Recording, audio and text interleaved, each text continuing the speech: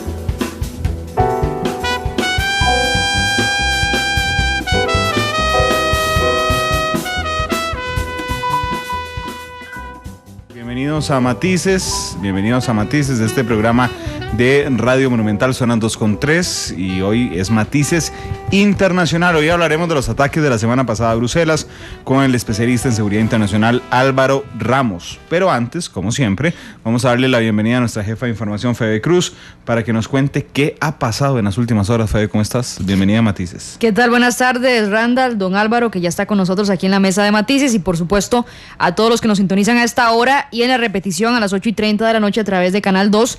Sí, contarle, Randall, sin duda alguna la noticia del día la pone en la mesa el diario La Nación con la publicación que hace hoy, donde pues un grupo de la comunidad homosexual, Movimiento Diversidad, denuncia los presuntos actos sexuales homosexuales de un importante miembro y vocero de la Conferencia Episcopal. Ha generado muchísimas reacciones. De hecho, la Iglesia Católica dará su posición a las 3 de la tarde. Sí. Hoy hará una conferencia para defenderse, porque sí, el Movimiento de Diversidad ha señalado como hipocresía, porque ¿qué es lo que pasa? Don Mauricio Víquez es el vocero de la Conferencia Episcopal, que trata los temas de familia y que ha sido bastante duro con el tema de la comunidad homosexual y los derechos que ellos pues están buscando que se les apruebe a través de leyes aquí en Costa Rica. Bueno, resulta que pues presuntas parejas sexuales de don Mauricio aparecieron en el diario La Nación, denunciando que había tenido encuentros sexuales con ellos, dando a conocer que tiene un doble discurso y también una situación que según ellos califican como hipocresía. Esta es la noticia que ha movido las bases hoy de la Iglesia Católica y que por supuesto nos tiene a todos atentos a ver cuál es la posición oficial de la Iglesia Católica, que en principio enviaría un comunicado de prensa. Sin embargo, por el impacto que ha tenido en la sociedad, esta noticia sí llamaron a conferencia de prensa y la hará el arzobispo de San José, José Rafael Quirós. Sí, es un tema muy interesante, Febe, sobre todo trascendiendo el caso del presbítero Mauricio Víquez, porque hay que tomar en cuenta, y aquí botamos un montón de mitos que tiene la sociedad. Bueno, que un sacerdote tenga relaciones homosexuales no es delito, con mayores de edad. No es delito. Los sacerdotes tienen un voto de castidad, efectivamente, un voto de celibato. Lo que pasa es que cuando un sacerdote tiene relaciones sexuales con una persona mayor de edad, insisto que no es delito, bastará con confesarse para poder seguir ejerciendo el sacerdocio. Bueno, ese es el criterio que tal vez uno intentaría, Randall, saber qué pasa, porque... Pero lo que pasa es que aquí es un tema ético y moral y el discurso, ¿verdad? Ya pasa al discurso que él ha tenido tan fuerte. Es que él ha tenido un discurso bastante fuerte en pro de la familia, en contra de las parejas homosexuales. Y bueno, le salió, como dicen popularmente, el tiro por la culata, porque ahora salen denunciando sus presuntas parejas estos encuentros sexuales con él, que eso sí él dijo en el diario La Nación que no fueron físicos sexualmente, sino nada más conversaciones en su apartamento. Sin embargo, esto genera varias aristas. Por una parte, el Movimiento Diversidad no solamente hace la denuncia ante los medios de comunicación, sino que hoy, desde a eso de las 10 de la mañana, dijeron lo siguiente: si la Iglesia Católica sigue atacando a la comunidad homosexual, tenemos otros 5 casos que vamos a dar a conocer a la prensa. Dice, no se trata de un chantaje, no se trata de una amenaza, es una, no sé cómo llamarlo entonces, si eso no es chantaje, amenaza, es una advertencia que le hace la Iglesia Católica que si siguen pues con este discurso en contra de las parejas homosexuales, ellos sacarán más denuncias. De hecho, vamos a escuchar a don Marco Castillo, de una vez, es el presidente del Movimiento Diversidad, y esto fue lo que dijo en los micrófonos de Noticias Monumental. Estamos investigando unos 5 casos más, con pruebas ya bastante claras, pero no pensamos hacerlos públicos y no es un chantaje, simplemente si esos curas hablaran en contra de nosotros, los haríamos públicos. Tenemos ya casos con pruebas bastante fuertes de 5 curas, pero no queremos hacerlos públicos, son 4 de San José y 1 de Heredia. Si ellos hablan en contra de los homosexuales, ahí sí serían públicas esas pruebas. Exactamente. No es un chantaje, es simplemente para demostrar la doble moral que ellos manejan. Como no es un chantaje. Sí, yo aquí voy a criticar al Movimiento de Diversidad. Si ellos lo que quisieran es revelar efectivamente el doble discurso de la Iglesia Católica en estos temas, harían públicos los 5 casos. Pero cuando condicionan hacer públicos los 5 casos a cambio de que estos sacerdotes no hablen en contra de la comunidad homosexual, es claramente, aunque don Marco diga que no, es un chantaje. Bueno, es una coacción. Sí, es una perspectiva, claro, es un chantaje, es una amenaza. Es que, Randall, vos y yo tenemos una relación y resulta que... De amistad, por supuesto. Sí, de trabajo también. Y resulta que si usted no hace lo que yo quiero que haga, pues digo algo suyo, algo personal. Exacto. Bueno, es exactamente lo que está pasando en esto, porque sí hay que ser consecuentes. Si querían dar a conocer lo que pasa o lo que se teje en algunas pues parroquias, se hubiese dado a conocer todos los casos y el titular hoy no hubiese sido vocero, hoy hubiese sido sacerdotes. Lo que pasa es, vamos a esperar. La reacción de la Iglesia Católica a las 3 de la tarde, sin embargo, ya don Mauricio ha dado su reacción a través de su Facebook, porque evidentemente él da unas declaraciones al diario La Nación, pero ahora con todo este boom y con todo este socollón que viene a sufrir la Iglesia Católica y su nombre, él escribió hace unos minutos en Facebook, en su perfil, y dice lo siguiente: he tenido días muy felices y días muy tristes, he sido fiel y a veces he fallado, como todos, pero sobre todo he descubierto en el sacerdocio un camino para mi realización humana, para la búsqueda de mi felicidad, que es la única y real, más bien, vocación. En estos años ha habido momentos luminosos, bellos, intensos, pero también días en los que he tenido necesidad de la misericordia del Señor, como le pasó a Pedro, a Mateo, a Zaqueo y a tantos otros, dice don Mauricio en su Facebook.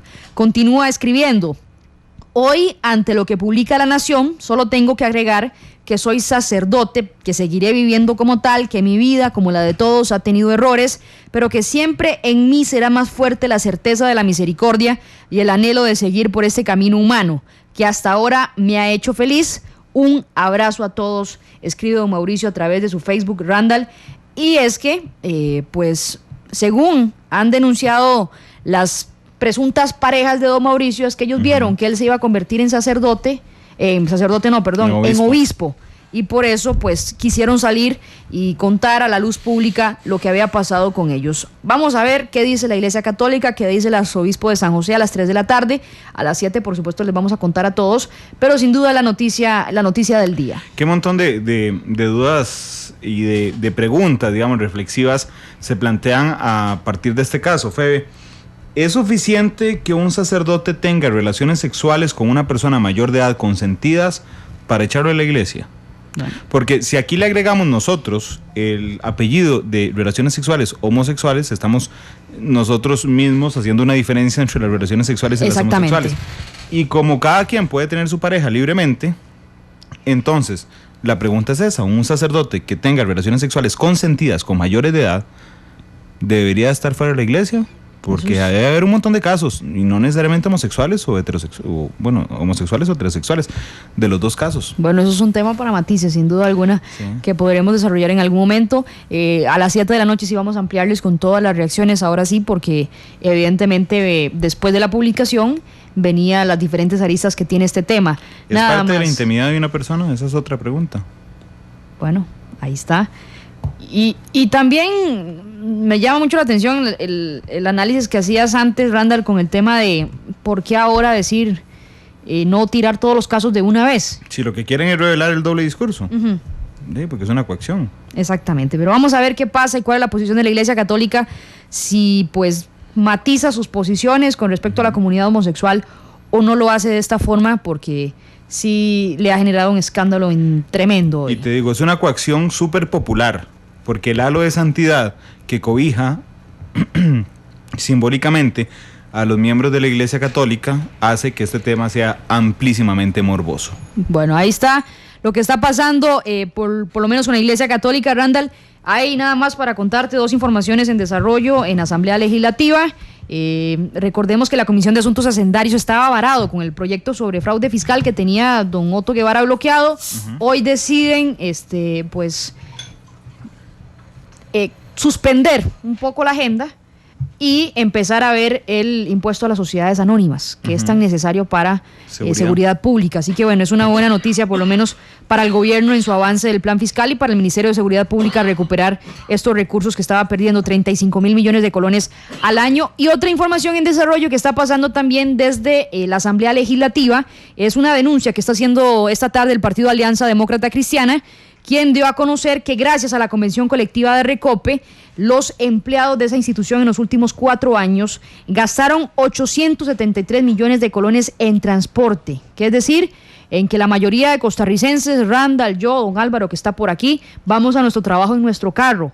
Gracias a la convención, o en bus, gracias a la convención colectiva de Recope, ellos tienen transporte y denuncia, según Alianza Demócrata Cristiana, que 2 empresas de buses se han repartido al menos 274 millones y otras 206 millones de colones para el transporte de los empleados de Recope. Uh-huh. Y 2 taxistas, Randall, no se quedan atrás porque han recibido uno de ellos 47 millones de colones y otro 14 millones de colones por transportar gracias a la convención colectiva de Recope a esos empleados. Una denuncia importante que hace don Mario Redondo, diputado de Alianza Demócrata Cristiana, y aprovecha pues para insistir, tenemos nuevo ministro de Trabajo desde ayer. Está la negociación pendiente de convenciones colectivas abusivas, está entre ellas la de Recope, y bueno, seguimos pagando los costarricenses todos estos beneficios de los empleados públicos, así que ahí está la denuncia que también la estaremos ampliando a las 7 de la noche. Verás qué montón de opiniones hay en Twitter. Me imagino. Dice sí. Smith Pérez, de acuerdo con Randall, si el objetivo principal fuera revelar doble moral de la Iglesia Católica, el movimiento de diversidad revelaría todo sin amenazar. Germán Moracena dice, pero los del clero, los católicos y otros tienen una responsabilidad adicional a todos, que es tener consistencia entre acciones y discurso. Mahatsu dice extorsión. El señor Castro pone, que es Marco Castillo es, pero el señor Castro es el denunciante. Ponen a picota al cura, pero él no da su nombre. Eso no es igualdad de derechos. Tatiana Blandón dice, la argumentación ad hominem, es decir, directamente al nombre o a la persona, no es una estrategia válida para defender posiciones. Muy mal por el movimiento diversidad. Bueno, hay muchísimas reacciones. Está el tema planteado. Está el tema planteado. Como decíamos, el tema del día, sin duda alguna, lo ha puesto nuevamente a darle crédito al Diario de la Nación, el periodista Esteban Mata, que hizo una investigación de muchas semanas, y ahora nada más queda escuchar a las 3 de la tarde, les vamos a tener noticia en redes sociales y en horas de la noche, sobre qué dirá el arzobispo de San José, cómo lo califica la Iglesia Católica, cómo evalúa todo esto ya después de algunas horas. Esto está publicado desde ayer a la medianoche. Tuvieron 15 horas, desde hoy, a la medianoche, tuvieron 15 horas para preparar una respuesta y así la tendremos. Y por supuesto estos 2 temas de convenciones colectivas y de hacendarios que están en desarrollo ahorita en la Asamblea son los temas que nos tienen trabajando. Temas súper pendientes. A mí no me deja dar vueltas por la cabeza la idea de la intimidad de las personas. Es decir, cuando vos tenés relaciones sexuales con alguien, depositas tu confianza en la persona con la que tenés relaciones sexuales, ¿sí?, que es parte de la intimidad de la gente. Por supuesto, nuestra alguien intimidad. Tiene derecho a coaccionarte revelando que mantuviste relaciones sexuales, seas cura, periodista, ahí está, futbolista, don Álvaro Ramos, que de una vez lo sumamos a la analista. Mesa. Está con nosotros nuestro analista, don Álvaro, que quería, por supuesto, aportarnos. Sí, muchas gracias. Buenas tardes. A ustedes. Muchas gracias por invitarme de nuevo y por supuesto a todos nuestros oyentes. Quería referirme al segundo tema, que me parece de una importancia trascendental. Definitivamente estamos en una encrucijada en relación a la seguridad ciudadana. Hemos tenido en estos días asuntos de la mayor importancia en relación a la terrible pérdida de un muchacho joven que fue asesinado en una forma brutal, sin sentido, no tiene ninguna razón de ser que haya sucedido ese asesinato. Y en razón de eso, de semejante hecho tan triste y para el cual mis condolencias para la familia a través de estos micrófonos, quiero referirme al punto del impuesto a las sociedades. Creo que es muy justo que no dejemos a seguridad pública en esta encrucijada sin recursos. Ya se le han recortado sustancialmente por parte de las autoridades presupuestarias el presupuesto de seguridad pública. Ya hemos tenido una pérdida que es sustantiva y sustanciosa, la de 1.000 miembros activos de la fuerza pública, que no los tenemos ahorita en la calle, que el señor ministro y las autoridades han establecido. Y la pérdida más extraordinaria fueron los 35.000 a 40.000 millones de colones de las sociedades anónimas, que es un impuesto que podemos modificarlo, podemos escalonarlo, en eso estaríamos todos absolutamente de acuerdo, de acuerdo a las sociedades. Este punto creo que no admite discusión, creo que todos estamos de acuerdo en modificar el impuesto original, aprovechando más bien la circunstancia, y volverle a dar esos recursos para que operativamente Seguridad Pública pueda lanzar sus grupos de tarea, sus fuerzas especiales para contrarrestar en lugares como el Coco, en lugares como León 13, en San José Centro, La Unión, en todo lado la Unión, sí, contrarrestar la situación que tenemos definitivamente de violencia. Este impuesto tiene que ser pasado por nuestros legisladores, modificado, estamos de acuerdo, creo que llegó el momento de dejarlo ahora sí, en una forma ordenada, en una forma estructurada, que el que tiene más pague más, en eso estamos todos de acuerdo, que no sea regresivo, que sea progresivo el impuesto, y entonces a negarle recursos a seguridad pública. Insto a los diputados, a todos, a aprobar ese impuesto con las modificaciones, las salvaguardas que creo la Sala Cuarta señaló y en las cuales creo que no hay nadie que esté en contra, y de una vez aprobarlo y que Seguridad Pública tenga esos recursos de aquí al año entrante. De lo contrario, veremos una paralización paulatina de los elementos más operativos de Seguridad Pública, su parque móvil, sus patrullas, los repuestos, los aviones, los helicópteros que tanta ayuda dan, por ejemplo, a nuestros indígenas, para sacar a nuestros indígenas cuando tienen problemas de índole de salud grave. Este tipo de cosas es esencial que actuemos con unidad nacional y con criterio de Estado, porque no es un gobierno, sino que es toda la institución que ahí estará permanentemente. Debemos conservar al máximo la estructura de seguridad pública. Sin ese impuesto y las reducciones que hay, usted notará de aquí a un año una pérdida muy grande de la operación de seguridad pública, y eso va en detrimento de la ciudadanía inmediatamente, de la inversión, y en el caso de Marras, que nos ocupa tanto en estos días, del turismo, que es la principal fuente de ingreso de Costa Rica. Si seguimos deteriorando las zonas turísticas, veremos una reducción muy rápida de las principales fuentes de trabajo en zonas como las zonas costeras. Recordemos que el turismo es de lo más democrático en la repartición de los ingresos. Taxistas, meseros, meseras, gente que trabaja en los hoteles, pequeños hotelitos, boutique, hostales, etcétera. Todo esto es muy importante de sostener en la economía nacional. Además que ya el país está presentado así, ya tenemos una economía que se lanzó en ese camino, que es como ha sido conveniente. Insto de nuevo a apoyar definitivamente el impuesto para que Seguridad Pública tenga esos fondos a la brevedad posible. Sí, de hecho, don Álvaro, esa ha sido la posición desde estos micrófonos. Los Randall, yo creo que el tema de los recursos para seguridad no es discutible.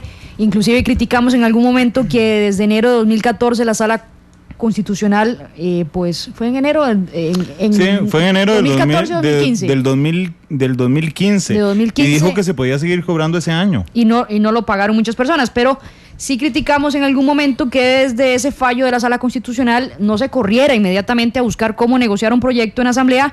Ahora ya está prácticamente consensuado con todos, solamente que estaba siendo trabado por el movimiento libertario en hacendarios, porque ellos insistían con no cambiar la agenda, y ahora, bueno, se ha logrado cambiar, y esperemos que ya en esta semana estén aprobados esos recursos que tanto necesita la seguridad ciudadana, parte de las informaciones más importantes. Así es, pero el Poder Ejecutivo se durmió en los laureles un año, el año que tuvo para seguir cobrando, y que le dio la Sala Cuarta justamente para eso, para arreglar la torta y seguir cobrándolo. De ahí se durmieron los laureles y se dieron cuenta muy tarde, pese a las advertencias del ministro de Seguridad Pública. que decía Gustavo que Mata. hasta sin comida se iban a quedar los policías. Pero lo dijo un año y nadie hizo nada hasta ahora. Es que cuando el presidente o cuando un ministro dice la necesidad de algunos impuestos, Randall, y no le pone cara, a veces nos cuesta entenderlo. Pero bueno, le ha puesto cara a don Gustavo Mata y le ha puesto pues situaciones y carencias que podría tener la fuerza pública si este impuesto no se aprueba, no se recupera en realidad, porque no es un nuevo impuesto, es nada más formularlo de una forma distinta que ya lo lograron hacer los diputados. 2:22, Randall, este es parte de la agenda que hemos tenido esta mañana y tarde ya, y lo que tendremos esta tarde de cara a nuestro noticiero a las 7 de la noche, y sé que viene un Matices Internacional que no me lo voy a perder, voy a ir a ponerlo ya en la redacción para Yo que todos lo tampoco me lo voy a perder, porque voy a quedarme aquí con don Álvaro en la cabina. Son las 2:22, gracias, Fede. Bueno, muchas gracias, feliz Bonitos tarde. colores anda hoy, azul y blanco. Azul y blanco de Cartago. Usted también anda de azul, blanco y celeste. Y don Álvaro hoy anda una camisa negra, anaranjada, anaranjada, que tiene problemas con los daltónica. colores. Feliz tarde. Linda blusa, Fede anda blanco, azul, amarillo, anaranjado, café, negro. Fue que él chocó contra un mural. ¿De qué van a hablar hoy, Randall? ¿De qué van a hablar hoy? De los ataques en Bruselas. Ay, Matices Internacional, no se lo pierda, una clase magistral con don Álvaro Ramos y don Randall Rivera. Feliz tarde para todos. Vamos a la pausa nosotros, 2:23, y regresamos con el tema de fondo.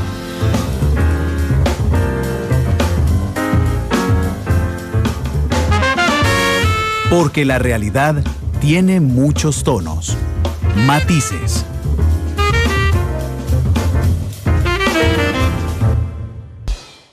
La actualidad, sus tonos, sus contrastes. Esto es Matices.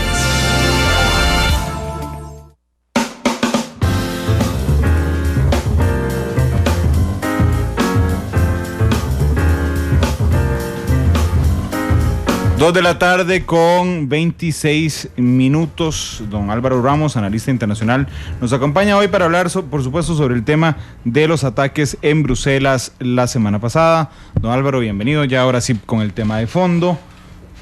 Hablemos antes, ¿cuál es la característica de Bélgica que la hace atractiva a Bélgica y por supuesto a Bruselas en lo particular, que la hace atractiva en este caso al Estado Islámico, don Álvaro? Bueno, lo primero, uno debe analizar que el terrorismo es un método, no es un fin en sí mismo. Sí, no ha habido ningún Estado que quiera ser terrorista o un movimiento cuya finalidad es establecer el terrorismo como modo de vida. En todos los casos, independientemente de las patologías personales o las patologías sociales y hasta las patologías políticas que nos podrían llevar a un movimiento o a una persona a ejecutar actos de terrorismo contra inocentes o algunas veces no gente tan inocente como los militares, por ejemplo, eso es un método para obtener un fin. En el caso concreto del terrorismo islámico, la finalidad es definitivamente sacar a Occidente de sus reductos en el Medio Oriente, constituir, ya poco a poco se ha ido conformando esa idea, un califato árabe, sunita, contrarrestar la influencia de Irán, de los chiíes. Todo estos son objetivos de largo plazo y estratégicos de lo que hoy llamamos el terrorismo islámico.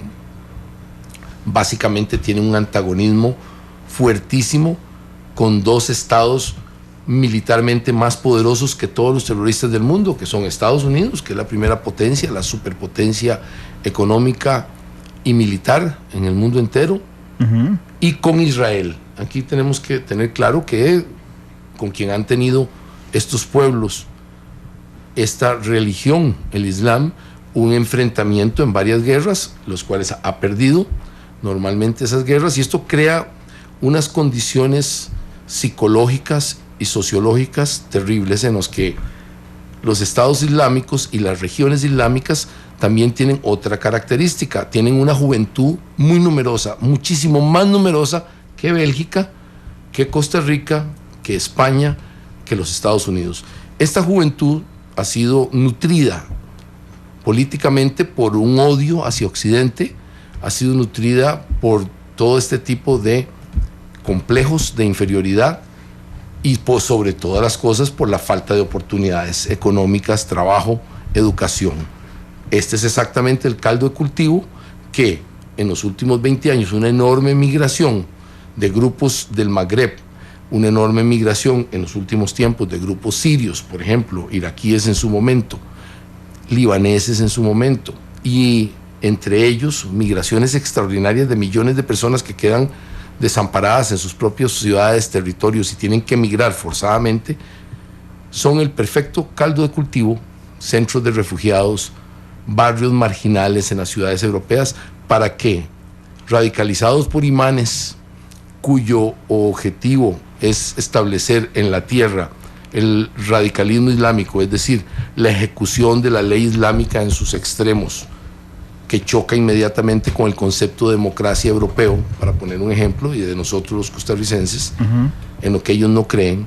Todo esto junto crea las condiciones para que entonces, en un país o en varios países de Occidente, quedémonos por el momento en Europa, entre ellos Francia, entre ellos Bélgica, que han tenido una relación grande, Francia sobre todo, con una relación colonial con territorios musulmanes, cuya religión principal eran los musulmanes y siguen siéndolo. Los migrantes sientan el derecho de estar, de establecerse, de buscar una nueva vida en esos territorios por la culpa colonial de Francia, la culpa colonial de Inglaterra. Se han venido a estos territorios, Bélgica también, por sus colonias en África, y tengan que aceptar grupos que no se han asimilado a la cultura, a la democracia, a la institucionalidad de Occidente. No son todos, la inmensa mayoría termina asimilándose en trabajo, terminan teniendo una vida normal de familia. No son los más prósperos, en una sociedad tremendamente próspera, no son los más prósperos, pero tienen una mejor vida que en sus lugares de origen.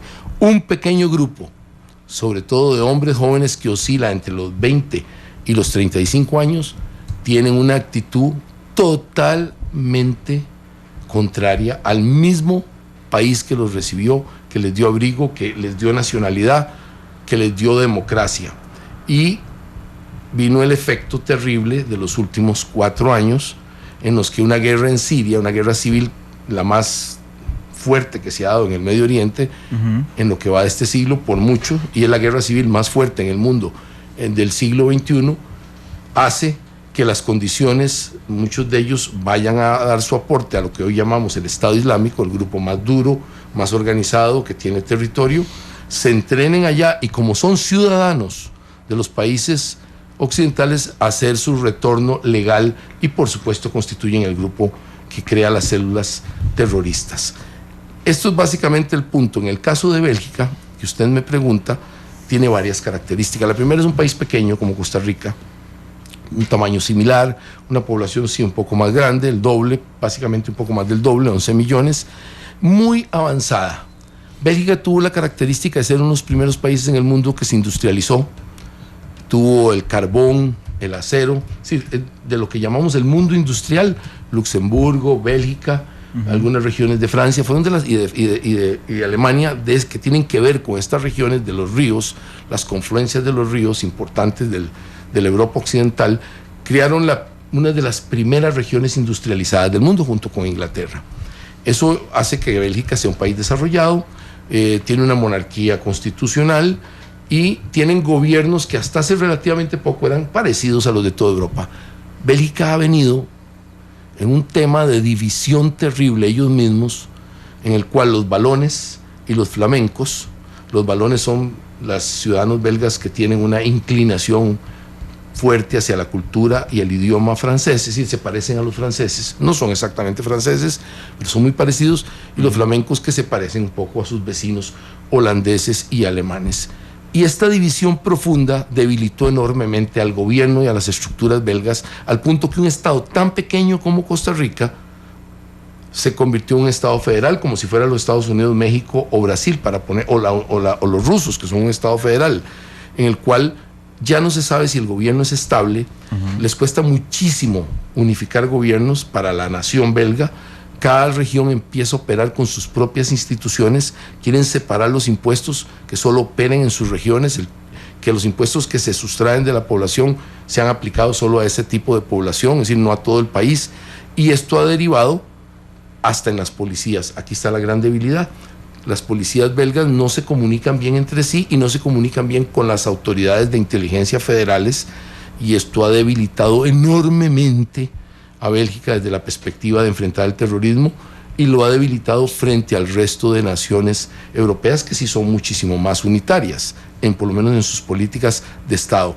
El otro elemento que debilita a Bélgica es que era más bien una de las grandes virtudes de Bruselas, particularmente, era que era la capital natural de Europa. Por ser un país pequeño, por no ser dominante, se convirtió en la capital de dos instituciones que marcaron a la Europa moderna. Don Álvaro, nada más antes de pasar a este tema de Bruselas, quería contarle a nuestros oyentes que Bélgica mide 30.500 kilómetros cuadrados, un poquito más de la mitad de lo que mide Costa Rica. Es decir, es un poquito más grande que la mitad de Costa Rica, pero tiene una población de 11.250.000 personas. Es decir, casi el triple de la población costarricense en la mitad del territorio. Sí, es una de las características de lo que llamamos, cuando yo era muchacho, se ha ido perdiendo ese concepto, el Benelux. Este concepto del Benelux es Bélgica, Nederland, que son lo que llamamos Holanda nosotros, Países Bajos, y Luxemburgo. Son poblaciones pequeñas desde la perspectiva territorial, pero densamente pobladas, y por eso fue fácil industrializarlas. Claro, claro. Y tienen un sistema de puertos formidable, Rotterdam, Amberes, tienen sistemas de aeropuertos formidables. En el caso de Holanda, uno de los grandes aeropuertos del mundo es Schiphol. Sí, entonces ve usted que son países que se desarrollaron muy ricos, se proyectaron al mundo. Solo para mencionar algo interesante, en Bélgica y Holanda está, digamos, una industria poderosísima de los diamantes y las cuestiones preciosas. Es el lugar de más alto refinamiento en ese sentido. Es decir, usted nota que son países avanzados en todo. Curiosamente, Bélgica retrocedió enormemente en su unidad. Y en el caso de Bruselas, se convirtió en la capital de dos cosas muy importantes, por lo que está pagando un alto precio en este momento. Uno, de la Unión Europea. Es donde está la burocracia de todo eso que llama del país unificado más importante del mundo. Es decir, es una confederación de estados, obviamente, que es la Europa entera, la Europa civilizada, la Europa avanzada, la Europa postindustrial. Bruselas es la capital. Ahí está la burocracia, ahí está el control político de esto. Y por otro lado, la cuestión militar. En la alianza militar, la OTAN, Organización del Tratado del Atlántico Norte, que está liderada por Estados Unidos, pero conformada por todos los estados de la Europa occidental hasta Turquía, está incluida, y ahora estados de la Europa oriental, su sede, sus cuarteles generales están en Bruselas. Esto precisamente la hace marco blanco directo de un ataque terrorista por el efecto que tiene sobre estas dos importantísimas instituciones. Esto aunado a que Bélgica tiene entre un 6 y un 7% de su población se ha ido de la religión musulmana. Tiene barrios enteros en los cuales incluso hay una mayoría musulmana que vota, que tiene sus concejales, etcétera, como mayoría musulmana. Así es que tenemos entonces un punto importantísimo por la que determinar de por qué es que los terroristas se han empecinado en atacar los blancos de Bruselas. Pero eso no es nuevo. Eso empezó hace varios años con el ataque a un museo judío, con ataques a funcionarios de centrales nucleares, con intentos de penetración a centrales nucleares. Sí, Bélgica no es nuevo. Lo que sufrió esta semana pasada no es nuevo. Y claro, digamos que el elemento más importante que podríamos haber determinado es que todo el ataque terrible que tuvo el año pasado París, que dejó cientos de muertos, heridos, etcétera, y casi golpea directamente, sacó de balance a Europa entera y particularmente a Francia, todo eso se planificó en Bélgica. Era una célula terrorista cuyo origen era Bruselas. Esto nos está indicando una enfermedad muy profunda, muy directa, y que va a seguir afectando a Bélgica. ¿Por qué? Porque Bélgica es el país del mundo entero civilizado, no estamos entrando en los lugares que han estado en conflicto permanente, que tiene el mayor número per cápita, ¿sí?, por el número de habitantes, de ciudadanos belgas que se incorporaron a las filas del ejército del Estado Islámico, se entrenaron, pelearon al lado del Estado Islámico, y también es el mayor número proporcional que ha vuelto a Bélgica. Más o menos se hablan de unas 2.000 y pico personas y unos 500, 600, que los números cambian mucho, pero es muy grande en proporción a la población y lo que sucede en el resto de los países. Pero, don Álvaro, después de los ataques de París, que tuvimos varios programas, habíamos hablado sobre lo vulnerable que se había vuelto Europa. Bruselas, no solo para usted y para mí, sino que claramente era un blanco potencial de los ataques terroristas. ¿Qué falló después de los ataques en París que permite que, por ejemplo, gente como dos de los terroristas se vayan a entrenar a Siria, regresen radicalizados ya, los habían estado acusados por crímenes comunes? ¿Qué es lo que permite esa facilidad, digamos, de movimiento de grupos terroristas en Bélgica posterior a los ataques en París? Bueno, el colmo es que uno de ellos, sí, uno de los hermanos, había sido capturado de salida de estar peleando por el Estado Islámico en las regiones de Siria, Irak, es decir, de ser una persona entrenada como terrorista. Lo capturan las autoridades turcas, se lo refieren a las autoridades belgas, detenido, le dan todo el background, todo el bagaje de lo que había hecho, y las autoridades belgas lo soltaron. Y exactamente es la persona, una de los atacantes suicidas que hizo el desastre en el aeropuerto y en el metro. Así es que no hay justificación absoluta. Otra característica que usted puede notar, don Randall y estimados oyentes, es que todos ellos, estos individuos jóvenes que oscilan a los 20 y pico de años, 24, 26 años, todos fueron pequeños criminales primero. Un poco lo que nos pasa en Costa Rica, don Randall. Exactamente lo que nos está pasando en Costa Rica. Todos ellos fueron pequeños criminales a los cuales se les perdonó esos crímenes constantes, 10, 15 veces pasados a los tribunales, y terminaron exactamente siendo terroristas. Todos sin excepción. El récord policial, ahora que lo pueden revelar, es amplio y permanente. Todos fueron cometiendo pequeños robos, pequeños asaltos, todos fueron jóvenes violentos en sus comunidades, todos hicieron pequeños pases a las cárceles en lugar de meterlos un buen tiempo a la cárcel, que hubieran evitado este montón de muertos. Tenemos que los terroristas fueron exactamente como los maleantes que tenemos en Costa Rica, que se les va permitiendo ir creciendo en la carrera criminal, se les va liberando de las cárceles, con lo que yo estoy absolutamente en contra de esa liberación. El que comete un crimen violento tiene que estar recluido, tiene que salir de la posibilidad, tiene que ser excluido de la posibilidad de cometer otros crímenes violentos. Esos muchachos violentos que atacan a mujeres jóvenes, que atacan a señores mayores, no debe dárseles ninguna oportunidad. No hay manera que se regeneren. Vea usted este caso. Los 3 individuos incorporados en este ataque terrorista exactamente fueron pequeños, lo que en Costa Rica llamamos maleantes pequeños criminales. Sí. No existe el pequeño criminal, existe el criminal que está haciendo carrera criminal. Don Álvaro, pero parte de la oportunidad que nos da Matices es discutir ampliamente estos temas y nadie dice que los entrevistadores no pueden estar de acuerdo con sus entrevistados y hacerlo así. Yo no estoy de acuerdo con usted, porque ese último punto que plantea significa casi dejarlos en cadena perpetua. Cada vez que cometan un crimen violento, cada vez que hagan, efectivamente sí, excluirlos completamente. Mi posición es: no se debe tolerar, don Randall, la violencia.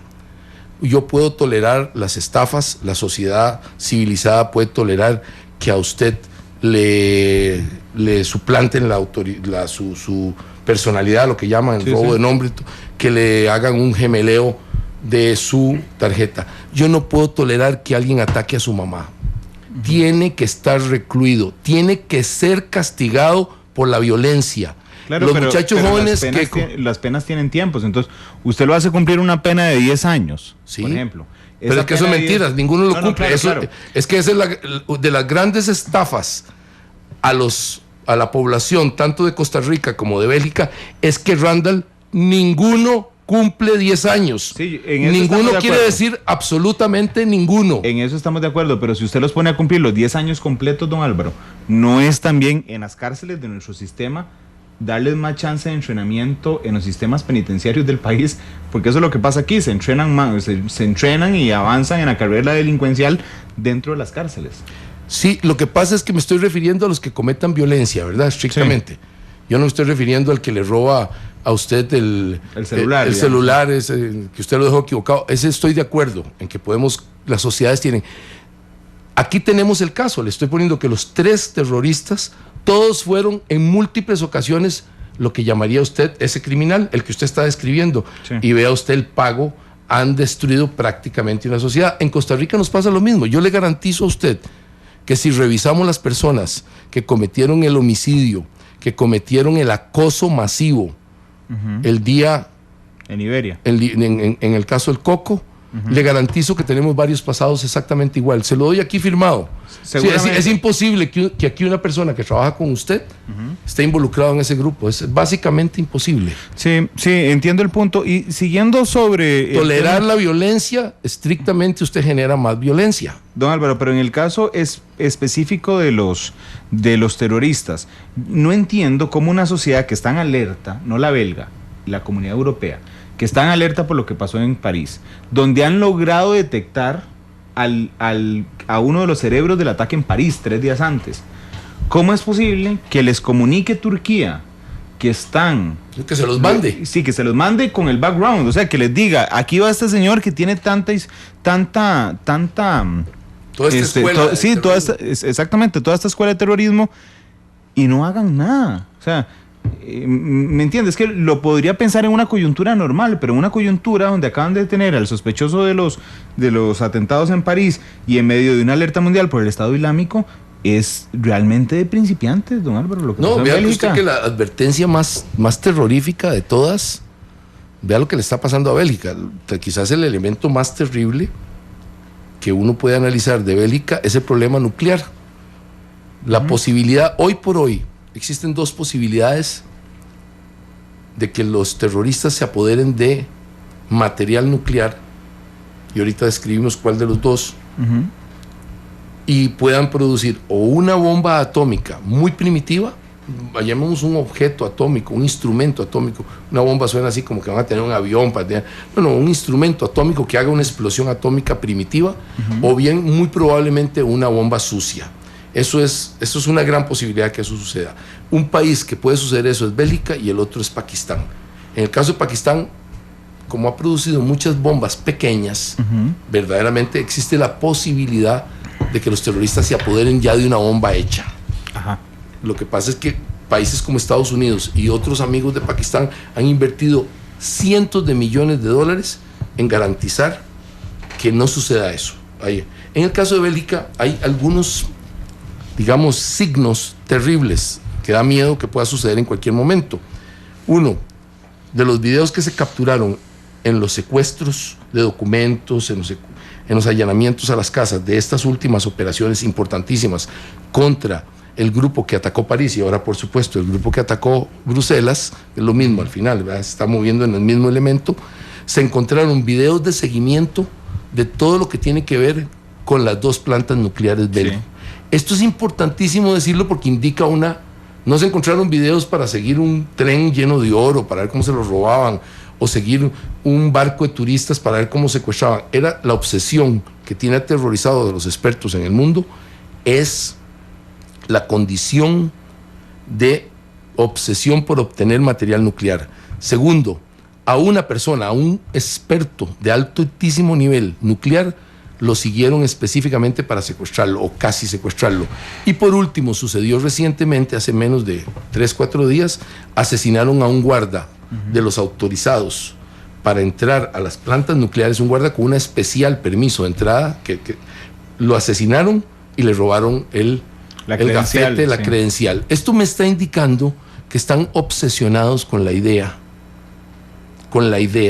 de robarse o plutonio o uranio enriquecido. Si logran cualquiera de los 2, dependiendo del número, si llega un poquito más arriba de 250, 260 kilogramos, podrían fabricar una bomba, textualmente una bomba atómica. Si no logran esa cantidad, pero logran obtener el producto en menor cantidad, podrían fabricar una bomba sucia, que consiste simplemente en tener explosivos de alta capacidad de dispersión, tener este material nuclear medio kilo, 1 kilo de producto altamente radiactivo como uranio enriquecido, plutonio, cesium, hacerlo explotar en un sitio conveniente, le hace un alto edificio, le hace un lugar muy ventoso que afecte la ciudad y usted impregna la ciudad de material radioactivo y se acabó la vida en una ciudad como Bruselas, como Múnich. Claro, borra una ciudad del mapa. Digamos, deja de ser operativa una ciudad. Claro. Este es el peligro más grande, o imaginémonos un enorme sitio como Schiphol, un aeropuerto de primer nivel, o un puerto importantísimo como Rotterdam, que es uno de los principalísimos puertos del mundo, sobre todo de contenedores. Lograrían hincar a una economía como la europea. Y además el miedo que sería terrible de saber que está uno expuesto a eso. Este, para mí, hoy por hoy, es el peligro más grande, dadas las debilidades que tienen, porque vea usted que la debilidad que se encontró, que salió hoy exactamente en las noticias especializadas, es que en la planta nuclear más importante, en la que tenían el uranio enriquecido en Bélgica, habían trabajado varias personas que salieron de la planta y se fueron a pelear por el Estado Islámico. Es decir, imagínense el chequeo, claro. Es decir, empleados de la planta nuclear se fueron a pelear al lado del Estado Islámico. Ya más claro el punto, no lo puedo ni expresar, no se me ocurre cómo podemos, no es que se infiltraron, claro, estaban antes y más bien se fueron a infiltrar, a ayudar al, si usted quiere llamarlo de esa manera. Dicho esto, quiere decir que el peligro más grande que tenemos no es otra bomba que no tengo duda va a estallar en alguna de las ciudades europeas y probablemente norteamericanas. El peligro más grande, sin duda, y le voy a explicar por qué. Políticamente, no se olvide usted que el Estado Islámico tiene concepción política. Sí. ¿Qué pasaría? Vamos a poner el escenario político. Hoy por hoy, estos ataques, digamos, terribles y criminales en Bruselas le dieron la razón a la persona que tal vez todos nosotros queremos menos que gane en Estados Unidos, que es Donald Trump. Ninguno de nosotros realmente quiere que este señor gane, pero en alguna medida le dieron la razón. Es decir, él pudo ese día decir, yo tenía razón, se los dije que además había dicho que iban a atacar a Bruselas, y yo no dejaría entrar esos tipos, no me importa lo que digan las personas amantes de la libertad de tránsito, yo lo prohibiría, dijo Trump.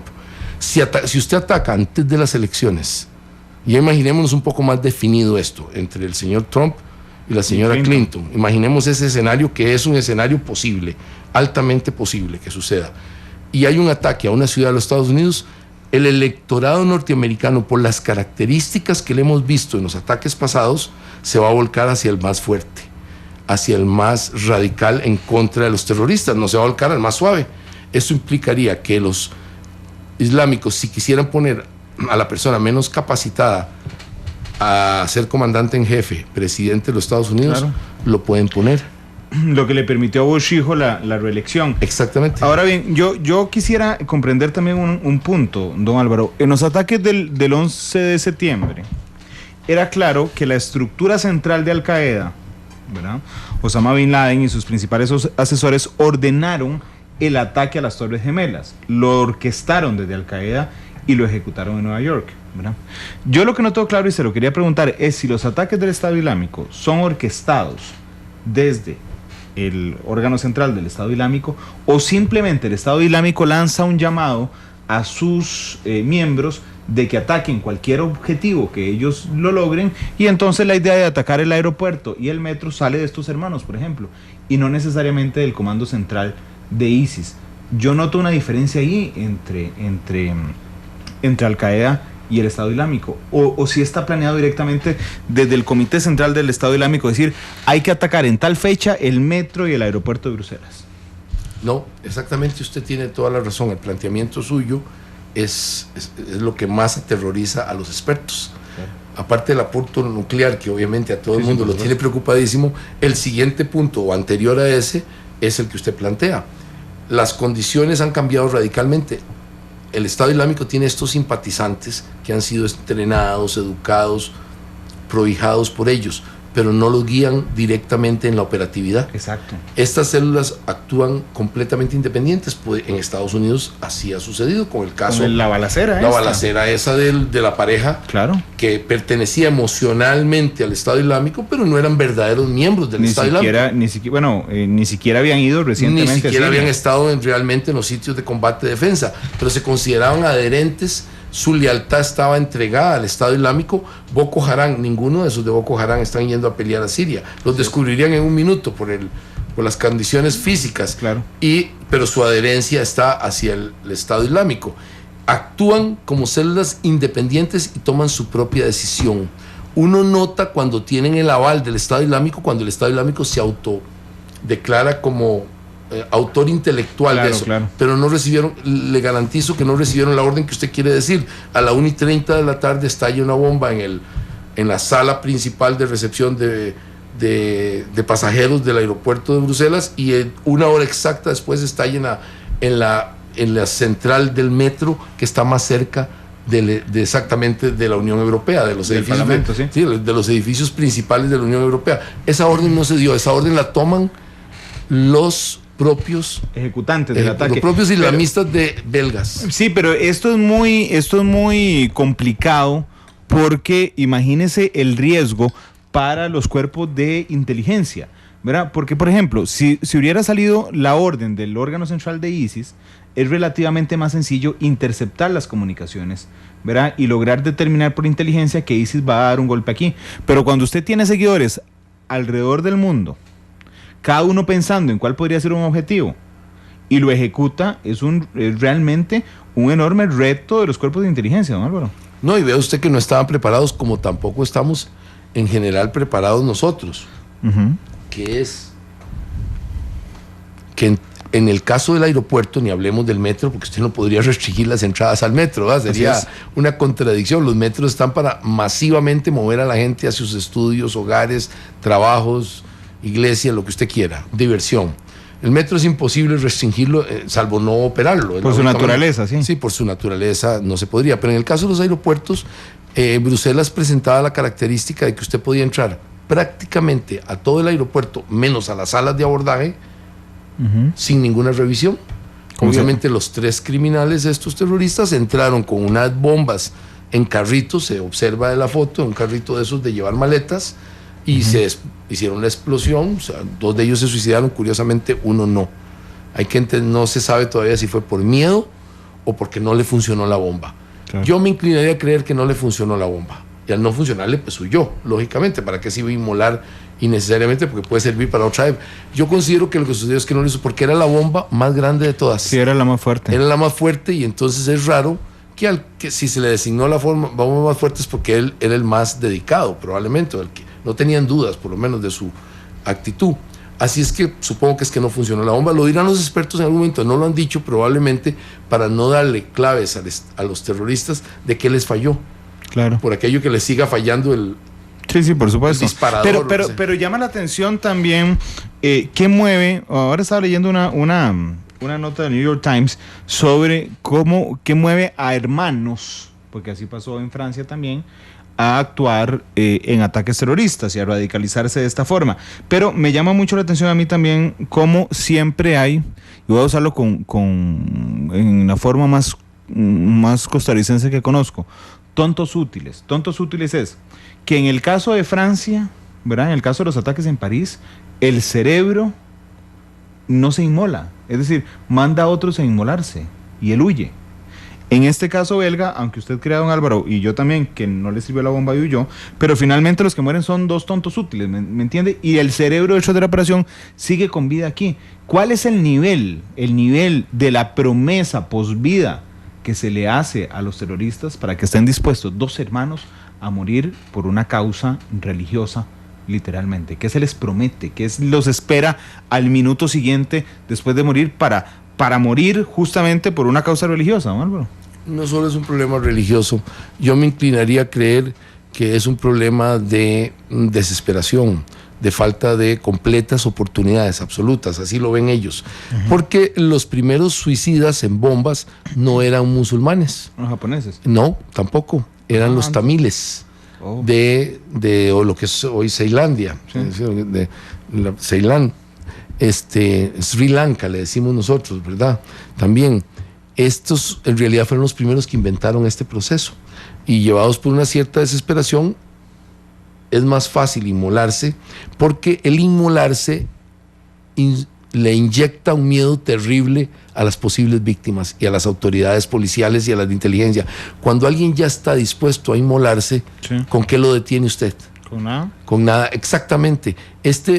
Los israelitas que estuvieron sufriendo esto en forma masiva, de, digamos, suicidas, buscaron algunas fórmulas interesantes. Por ejemplo, en el caso de los musulmanes, en los metros, en los trolleys, como se llama, o lo llamaríamos el tranvía que se usa, que no es exactamente como los tranvías viejos, lo que sugirieron poner eran bolsas de sangre de cerdo.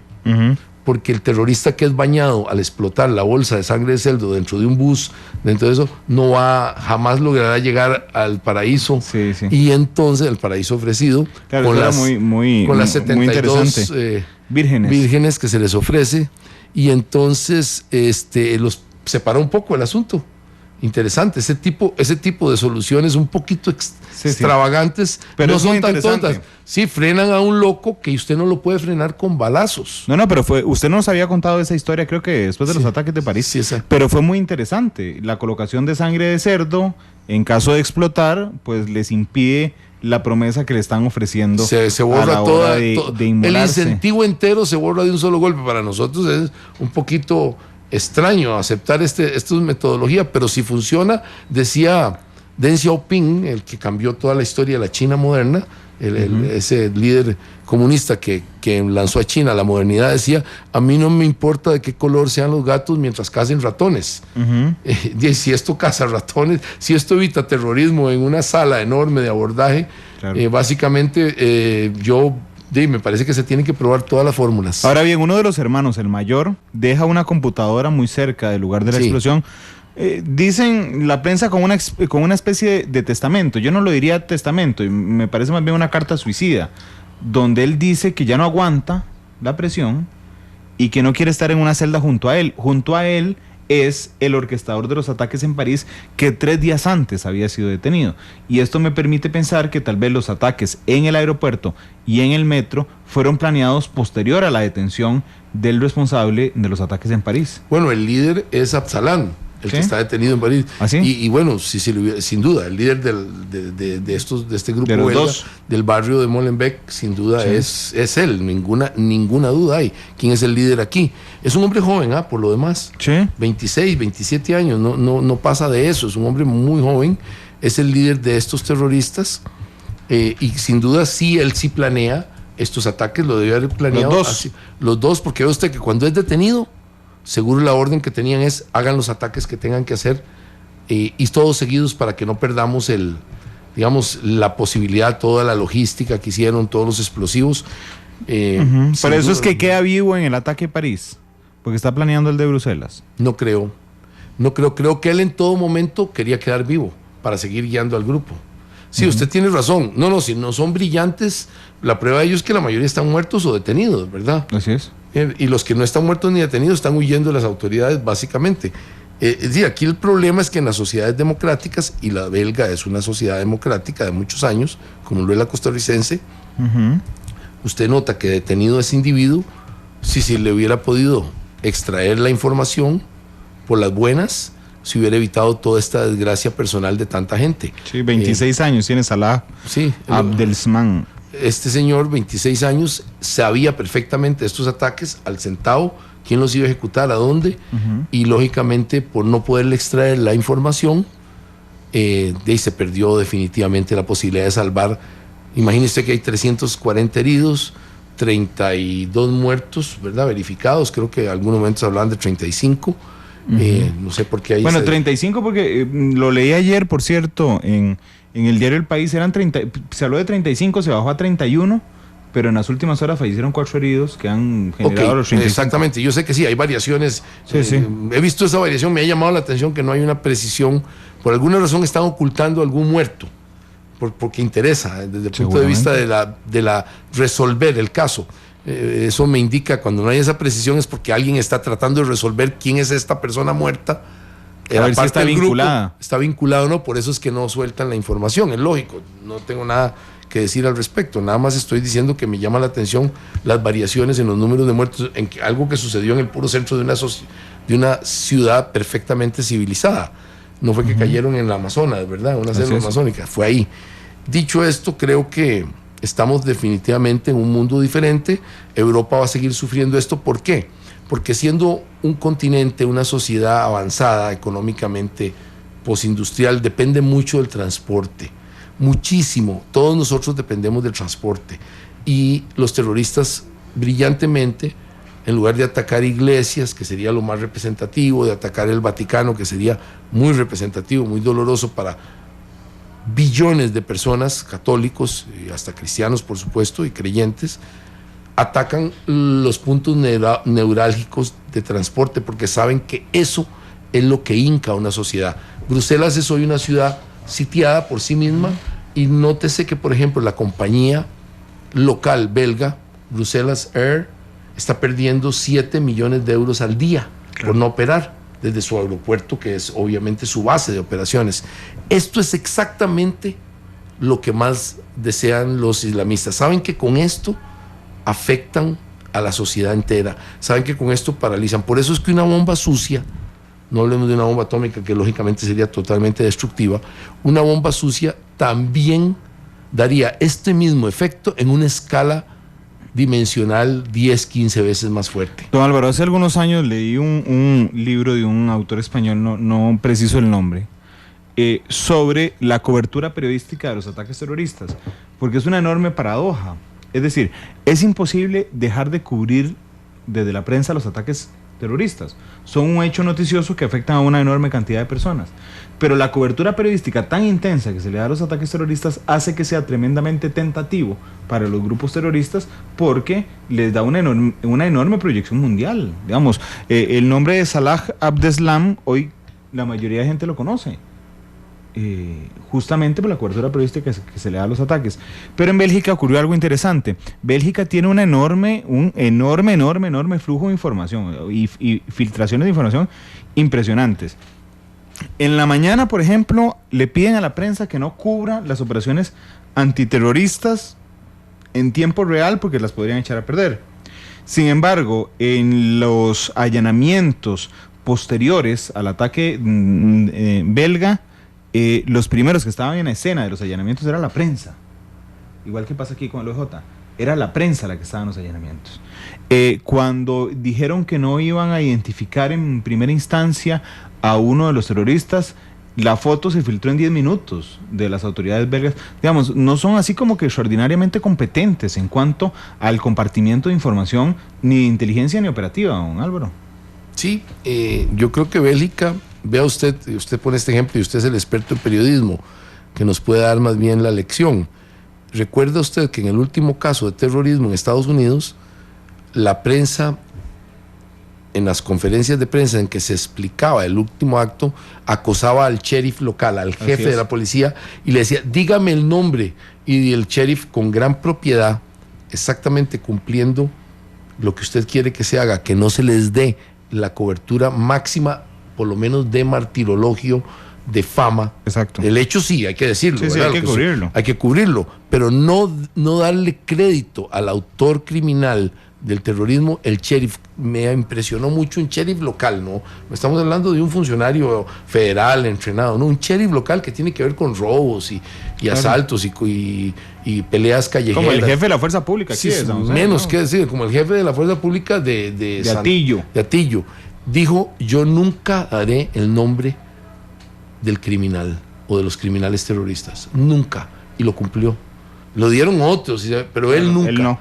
Él nunca. ¿Se acuerda usted de esa escena varias veces? Sí, por supuesto. Eso me impresionó mucho porque exactamente cumplió lo que usted quería que se cumpliera. El público fue informado de algo muy grave, y que estuviera atento a eso y que estuviera alerta que le podía pasar en otro lado, pero nunca le dio crédito al autor material de los hechos. Que es casi darle publicidad. Exactamente, eso hizo, lo que hizo ese sheriff local de los Estados Unidos me pareció muy brillante. Pero en el caso belga, ninguna autoridad belga había hablado después de los ataques.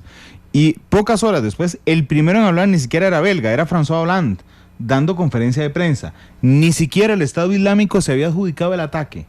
Cuando François Hollande, en conferencia que fue reproducida mundialmente, por supuesto, aseguraba, no las autoridades belgas, el presidente de Francia aseguraba que el ataque era producto de ISIS, del Estado Islámico.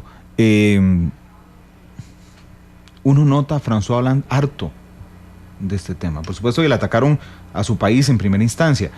Pero cuando uno está harto de un tema, don Álvaro, corre el riesgo de dar pasos en falso, ¿verdad? Sí, ellos no están pudiendo, los europeos están teniendo un problema serio por la razón muy simple. En el caso de Francia tiene nada menos que nada más entre 6 y 6,5 millones de personas que tienen el credo musulmán. Por supuesto, no, la inmensa mayoría son muy normales, pero en 6,5 millones de personas en sus ciudades, definitivamente usted puede tener grupos radicalizados.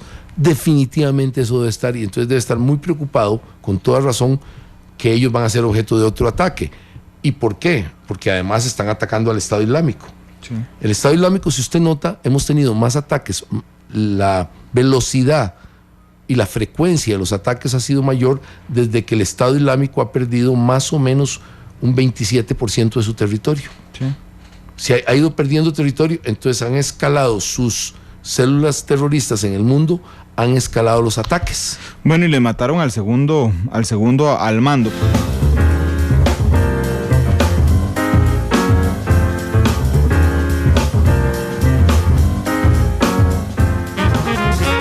Matices, porque la realidad tiene muchos tonos. Analizamos los tonos de la actualidad, exploramos sus contrastes. Matices. Don Álvaro Ramos nos acompaña, analista en seguridad internacional, hoy en Matices Internacional, hablando, por supuesto, de los ataques terroristas en Bruselas de la semana pasada. Le pregunta a Jox Morales, don Álvaro, ¿cuáles han sido las medidas que el gobierno belga ha tomado luego de los ataques y en qué países ha recibido mayor apoyo? Bélgica no está sola, claro, en esta pelea. Bélgica cuenta con, en primer lugar, sus aliados militares de la OTAN, que van a hacer lo que tengan que hacer desde la perspectiva estratégica, militar, de inteligencia, de gran inteligencia electrónica, etcétera, para apoyar a las autoridades belgas. Es un compromiso legal, un compromiso estructural de muchos años, en el cual va a recibir ayuda masiva de todos los tipos, pero sobre todo de inteligencia, para que Bélgica tenga la información más preventiva, digámoslo así. No tengo duda, los Estados Unidos, Inglaterra y sobre todo Francia, que actúa, si uno lo nota, como una especie de hermano mayor, porque hay gente que dice que una de las virtudes de estar en Bruselas es que puede ir a pasear a París en 1 hora y media, 1 hora 45, en los trenes ultra rápidos. Hay una relación muy estrecha, cultural, de todo tipo, de comunicación. Entonces no va a estar sola en la pelea y no va a caerse el sistema belga, ni mucho menos por los ataques. Ha sido golpeado, y veamos aspectos claros. El turismo es una zona altamente turística porque es muy agradable. Bélgica presenta lugares extraordinarios como el centro histórico de Bruselas, la Gran Plaza, un lugar especialmente medieval como Brujas, por decir, estoy diciendo, claro, entre 2 y muchos más. Lugares históricos de orden donde se cambió prácticamente la historia de Europa, como Waterloo. Está ahí en las afueras de Bruselas, donde perdió Napoleón su última posibilidad de continuar siendo el amo de Europa. Es decir, Bélgica tiene todo esto, y en este momento, estoy seguro, no es nada atractivo. Para empezar, no tiene aeropuerto operativo, para empezar, ¿verdad? Entonces, y los trenes, la gente va con miedo. Lo que estoy diciéndoles, no va a estar sola, pero básicamente tiene que reestructurar, reingeniería directa en sus policías. Sus policías locales tienen que comunicar directo lo más mínimo sospechoso a las policías federales y sobre todo a la agencia de inteligencia. No había esta comunicación y supongo que ahorita la hay, quieran o no lo quieran. Les cuesta mucho culturalmente integrarse. Tienen gran dificultad en esto, evidentemente. Ayuda a Estados Unidos la ofreció el presidente Obama, la ofreció el secretario Kerry, y estoy seguro que las agencias de inteligencia apoyan a un aliado tradicional de los Estados Unidos, un aliado viejo, un aliado que está enmarcado en la OTAN.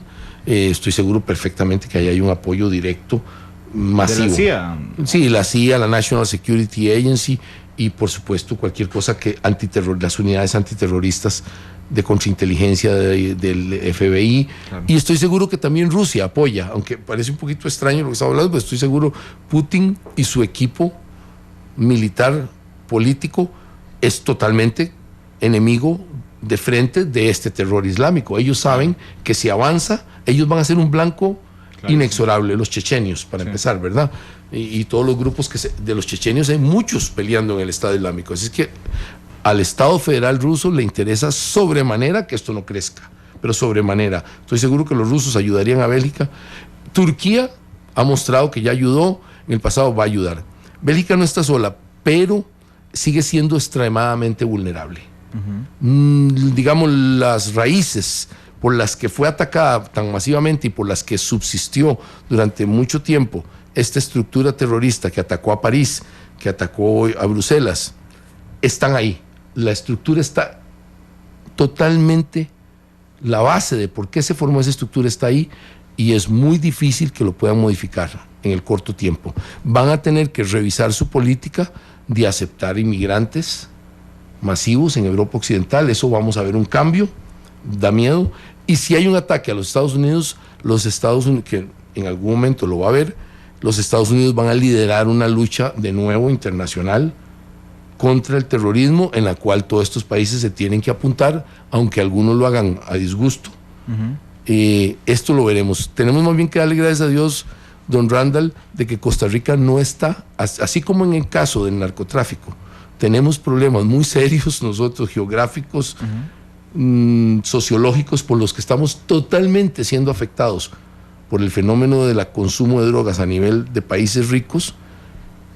En el caso del terrorismo, suerte para nosotros, no somos ni el territorio, ni la geografía, ni la historia, ni la cultura tiene relación con lo que está sucediendo ahí. Don Álvaro, nos quedan solo 3 minutos. ¿Tiene Estados Unidos el poderío militar? Vamos a ver, el ejército de los Estados Unidos derrotó a los japoneses en la Segunda Guerra Mundial. Junto con Rusia logró frenar la expansión alemana. Estados Unidos y Rusia juntos tienen el poderío militar para acabar, si lo decidieran, con el Estado Islámico absolutamente. Sí y no. De la perspectiva militar, sí, pero usted tendría que destruir, para empezar, 2 ciudades para poder dislocar al Estado Islámico de sus centros urbanos. Raqqa, que es su capital teórica, y Mosul, que es mucho más importante desde la perspectiva de población, pero mucho más grande, la segunda ciudad de Irak, y por supuesto de la producción petrolera, la existencia de una represa gigantesca que genera electricidad. Entonces, usted, para tomar la ciudad verdaderamente y sacar todos los elementos islámicos de la ciudad, usted tiene que destruirla en la práctica. Es una decisión que no han tomado, no la quieren tomar. Okay, pero si la tomaran, podrían hacerlo. Lo pueden hacer, pero es muy compleja. Además, implicaría que los Estados Unidos tienen que volver a poner lo que se llama las botas, los soldados de a pie, de nuevo en Irak, en una forma grande. Un mínimo se ha hablado de unos 60,000 hombres para hacer una operación verdadera que se sostenga. Eso implicaría reversar completamente la política de salida de tropas del Medio Oriente que el presidente Obama, digamos, básicamente ha cumplido, de ahí de Afganistán. Tengo mis dudas que políticamente lo haga. Luego usted tiene una división enorme entre los aliados que estarían peleando aquí. Turquía no se lleva para nada con Rusia. Turquía no se lleva para nada con los que verdaderamente han llevado la pelea en infantería, que son los kurdos, los peshmergas kurdos, que son los que han peleado. Además es un puro doble discurso. Hablando hoy de dobles discursos, o sea, Turquía dice que lucha contra el Estado Islámico, pero lo cierto es que yo he conocido gente que ha estado en Turquía durante los últimos meses, don Álvaro, que dicen es facilísimo ubicar en Turquía las casas a las que usted tiene que entrar para inmediatamente ser trasladado a Siria. Bueno, por eso le estoy diciendo, y Siria es tal nivel caótico político que con costos podrán estabilizar, pero con muchos costos, algunos de los centros urbanos, con muchos costos en el corto plazo. Por eso es que ahí la solución pasa por, digamos, darle gran entrenamiento y armas a los grupos que verdaderamente adversan al Estado Islámico, como los kurdos peshmerga, y luego una operación aérea masiva que le deniegue económicamente los 2 a 3 millones de dólares que gana diariamente el Estado Islámico en materia de petróleo. Eso sería muy importante, cortar el suministro petrolero. Sí hemos notado una reducción del tamaño geográfico, el territorio que ellos tienen, eso se ha notado. ¿Pero quién le compra el petróleo al Estado Islámico? Básicamente lo que se habla es que es a través de un contrabando hacia Turquía. No habría otra manera. No van a contrabandear petróleo hacia Irak, que es un gran productor. No se puede a Siria porque Siria está en un estado tan caótico que usted no podría transportar masivamente. Solo hay un lugar donde se puede hacer, que es a través del territorio de las ciudades, fronterizas turcas. De los Estados Unidos se tendrá que envolver más, o de lo contrario, irse saliendo, que es la tesis de Trump. La tesis de Trump es que los Estados Unidos no debe seguir siendo el policía mundial, que si no le pagan por pelear, los costos por lo menos se los reembolsan a los Estados Unidos por el uso de sus enormes activos militares. Trump ha dicho que él no piensa continuar apoyando. Es decir, la posibilidad de que uno de los grandes partidos, uno de los grandes contendores de la elección próxima, digamos, haya dicho claramente que él no va a participar masivamente contra el Estado Islámico, es un tema importante a analizar.